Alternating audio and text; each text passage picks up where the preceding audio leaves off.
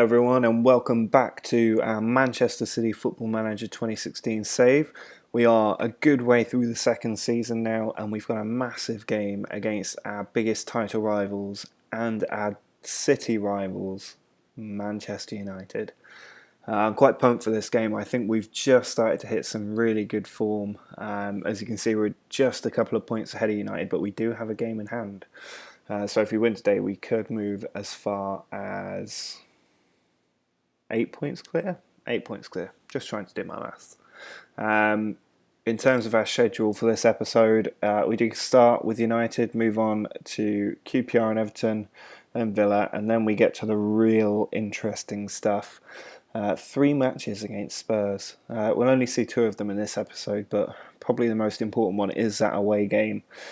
We need to get the away goal if we're going to go through in the Champions League. Tottenham are going to be a tough nut to crack.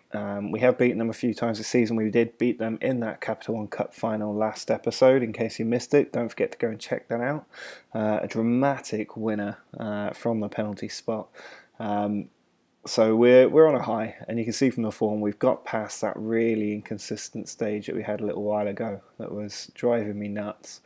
But we've come out much stronger for it, and I think with so few games left to go, we're in a brilliant place to actually achieve the quadruple this time. But first things first, we need to beat our biggest rivals at home. It's United with a free kick. Hulk on the ball. There's a short free kick. Rojo on it now. He looks like he might lose possession. De Bruyne's won the tackle. Sissoko's released Aguero. So quick that turnaround. Now Aguero's in on goal. And Aguero scored, and I was convinced that United were going to get the opening goal with a free kick in that area, but they played it short, and we countered in the best way I've seen in this game. We may have the lead, but we have been really poor in this half. It's starting to feel like we're actually at Old Trafford, so we need to do something. Here come United again. They've had all the shots and are edge in possession at the moment. Zabaleta just about cleans up, and he's found David Silva. Could this be another great counter-attack? Aguero's in the middle of 2 defenders, gets the ball, finds Sissoko. De Bruyne. Oh, that was a sitter.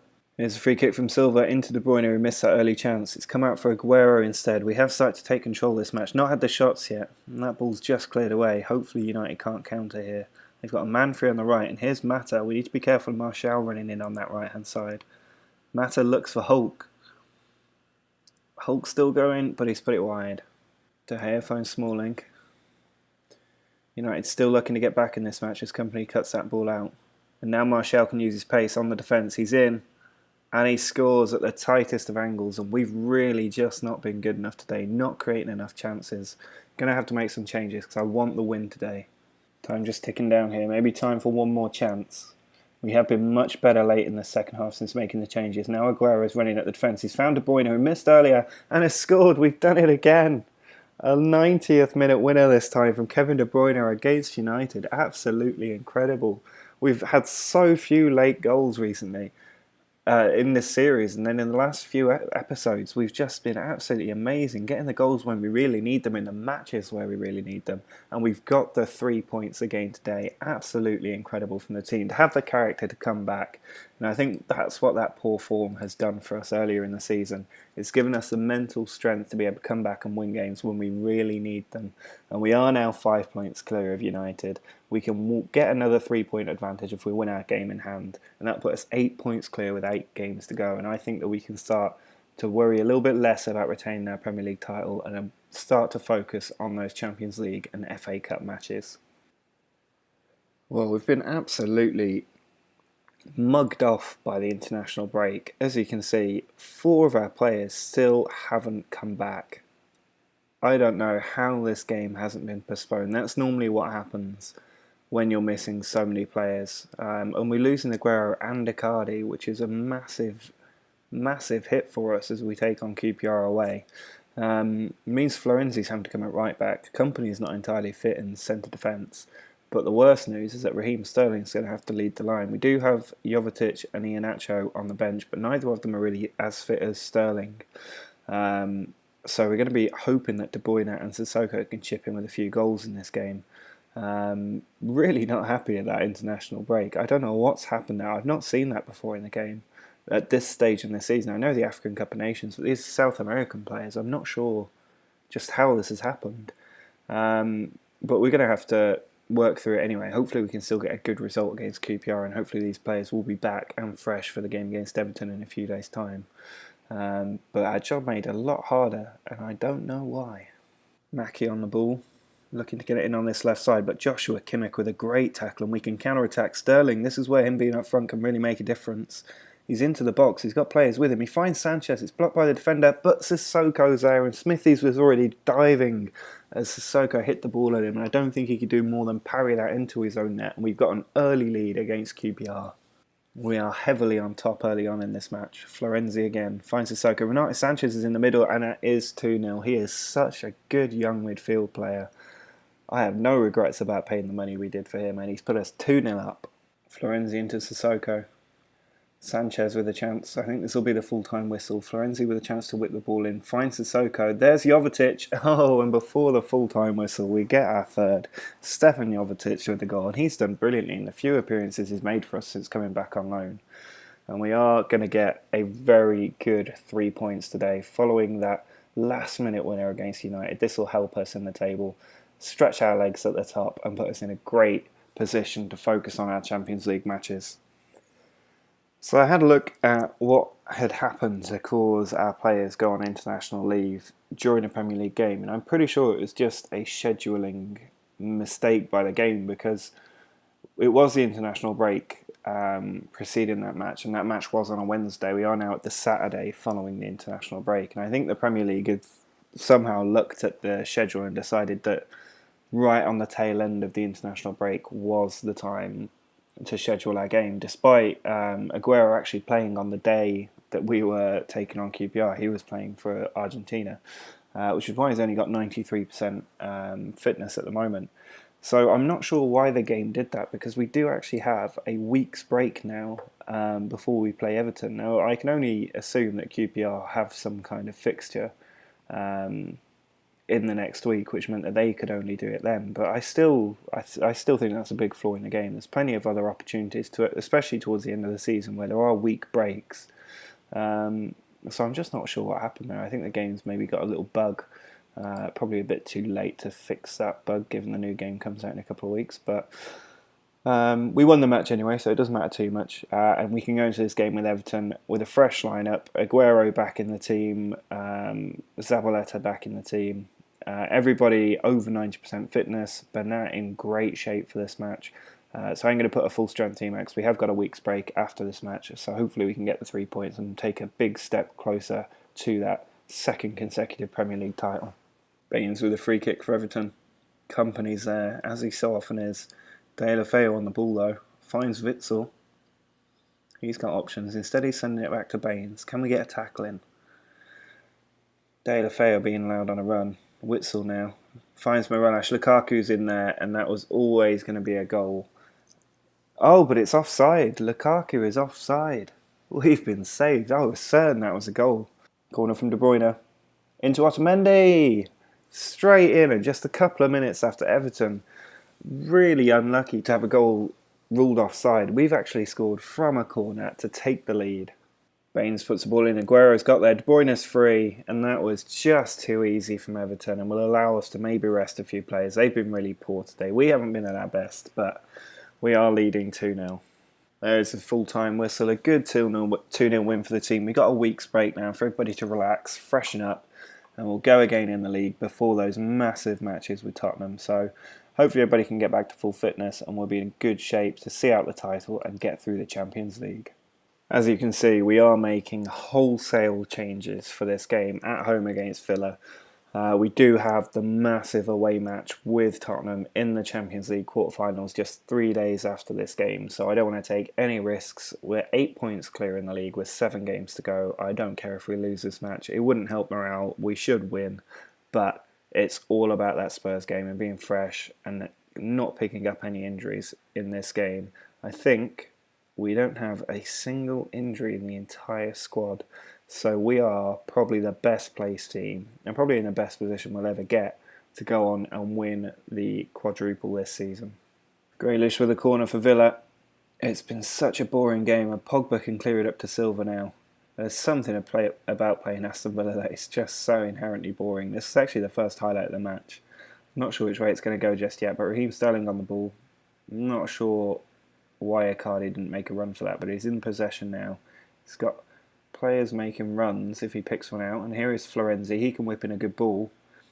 Picks out Sterling. There's Sissoko on the edge of the area, and we've just let that ball get away from us, and it's AU cutting inside and luckily putting that wide. That was so close. De Bruyne with the last minute corner, cleared out, and that is a big mixture of boredom and frustration. There's something about playing Villa that I just really don't like, and I wish they'd just get relegated already. We should have won that match. I'm not going to cry too much. We're still 6 points clear with 6 games to go, and I can't see us dropping that many points. We don't have to play any of the big teams except for Tottenham. So I think we'll be fine, and the title is pretty much in the bag. So it is all about that next game with Tottenham. This is a team we're going to line up with for one of the biggest matches of our season so far. Almost full strength. Mr. Sissoko is starting on the right wing.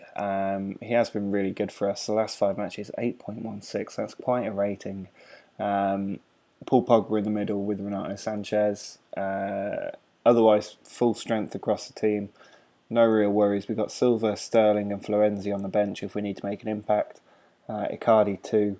So I'm quite confident, and I think given we beat them in the Capital One Cup final, we're in a great position, and they haven't really challenged in the league so far this season. So I'm hoping this is actually a bit of a free pass into the Champions League semi-finals, but no game is easy at this stage of the competition, and we need to take it seriously if we're going to come through the other side. It's been all us so far in this match. Sanchez on the ball now. He's still going. Lloris makes a save. Zabaleta. We've created so many chances in this opening half now. Kimmich flicks the ball over. We're playing brilliant football. Aguero's there. It's on the line. And Tottenham survive. It's an absolute crime against football that we haven't taken the lead. We've had 15 shots. I think 7 highlights in our favour so far. And Danny Rose has gone in. He's already on a yellow card. This could be bad for Spurs. Making the slow walk to the referee, and there is his second yellow card. So now we've already had 15 shots, 9 on target, and we've got half an hour to capitalise. How on earth have we not scored in this game? We've been playing 10 men for 30 minutes. We've had 18 shots, 10 on target. Lloris has made 10 saves in this game. And now Spurs are on the attack with 10 men. If we lose this match, I don't think I can play this game again. Florenzi to Icardi, Sterling making the run. Had to take off Aguero and De Bruyne. Here's Icardi. They just weren't good enough. Kimmich to Sanchez. Zabaleta out on the right. Can he get the ball in? He does, and Ivan clears it. Kimmich now into Sterling. And Sissoko is offside! What is happening? I am destroyed. What has happened in that game? And I can just see in the second leg Spurs are going to get an away goal and maybe draw the match. I just don't understand what happened. Look at the ratings of our players. They're so high. Even the substitutes did well. What on earth has happened? Good Lord. That's the most frustrating game for a very long time. We got to play them 2 more times in a row. Well, we're back at the scene of the crime. Away against Spurs for the second time in about 3 days. I've completely switched the team around. I think it's a brand new starting 11, unless I'm missing something. Icardi, Odegaard, Silva up front. Kovacic, Florenzi and Kondogbia in the middle. Stones, Zuma, Romagnoli, Luke Garbett getting a start and Rooney in goal. It's a brand new 11 so that hopefully we can wear Spurs' fitness down, and then when they come to the Etihad in a few days' time at the start of next episode, we can really pile on the pressure against their fitness and stop them getting an away goal. I don't mind really what happens in this match. It's all about that second leg in the Champions League. If we lose to Tottenham, it's not a major inconvenience. We'll only be 3 points clear, but we can handle that. We're not playing any more big teams, so it's all about that Champions League match and just getting through this game without, well, hopefully without losing, but we'll have to see what happens after that. Looks like Spurs are playing pretty much a full strength team. It's pretty much the same side that played against us in the last match, so hopefully that'll bear well, he says, as we go 2-0 down. We should have the fresher legs today, and we will have the fresher legs in a few days' time, but we're 1-0 down inside 2 minutes. Free kick for Nasri, and it's 2-0, and when you change 11 players, you have to expect something like this to happen. Stones finds Kondogbia. He's got players ahead of him. There's Odegaard, he's got a man out on the right. Instead he's gone for Icardi. David Silva's there, and we have got a goal back just before half-time. Can we save something from this match? Corner from Silva. He's found Odegaard on the edge of the area. He's been tackled in the box, but Luke Garbett should get to the ball first. He's played it over the top, but Dyer's just cut that out. Now Berahino on the ball. Tottenham hitting us on the counter-attack just after half-time. Pulls it across to Dele Alli. Now Suarez. Well blocked by the defence, but Dembele follows up. Just playing patient football here, Spurs. Dyer with the chance again. Puts it in. Nasri's at the far post, and it's 3-1. Tottenham looking to make it 4. I'm resigning this defeat to the page of history, although they're going down to 10 men for the second match in a row. And on the stadium against us, they're down to 10 men. I was just about to say I'm resigning this match to defeat. I think we still probably will lose it. I'm not planning to make any substitutions, so we'll just see what happens in the final 10 minutes. And it has indeed finished at 3-1 for Spurs, but I'm not too worried about that result. It means that we will have an entirely fresh 11 to go out in that second leg of the Champions League quarter-final. It's only 4 days after this match, so Spurs are going to be absolutely shattered because they use the same team in both matches, and they will again. So that'll be 3 times in a week they've played, whereas our players will be 100% fresh. And we'll also have revenge on the mind. So we've got our motivation sorted, we've got our fitness sorted, and we are at home. So all the money should be on us going through, even though we haven't won for 3 matches. That is just unfortunate with that first Tottenham leg. We should have won that match maybe 6-7-0, but instead it finished 0-0, despite them only having 10 men and Hugo Lloris making about 10 saves. But we've got at the start of next episode, we'll have the massive match against Spurs, and then we've got Manchester United in the FA Cup semi-final. We'll also probably play the Champions League semi-finals if we get through against Spurs in the next episode. So definitely one worth tuning in for. We are getting to the end of this season. We're still on track at this late stage for the quadruple. So it's a dream that's very much alive, and if you want to see it happen, don't forget to subscribe to the channel. It'll pop up probably tomorrow, so hopefully you do watch the episode, and thanks very much for your support in this challenge so far. Hopefully we can finish it reasonably soon with a new game around the corner, but until then, have a good time, and I'll see you next time.